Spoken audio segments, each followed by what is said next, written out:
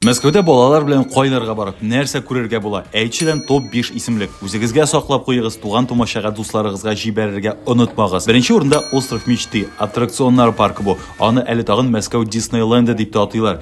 50ләп аттракцион 10 тематик зонага бүленгән. Монда көне буена киләм дип планлаштырыгыз. Остров мечты көндезге 12дән кичке 10га кадәр эшли. Билет бәяләре 2500 сумнан башлана. Икенче урында Москвариум. Европадагы иң зур аквариумнарның берсе ул. ВДНХ территориясында урнашкан. 80ләп аквариумда 12 мең диңгез җәнлеге яши. Байкал нерплары, Азия камалары, ягъни выдралары һәм капибараларның ачык тренировкаларын, акулаларны ничек ашатуларын күзәтергә мөмкин. Балалар өчен билет бәясе 900 сум, олы кешегә 1400 сум. Өченче урында зоопарк. Бер түбә астында 10 меңләп хайван җәнлек яши.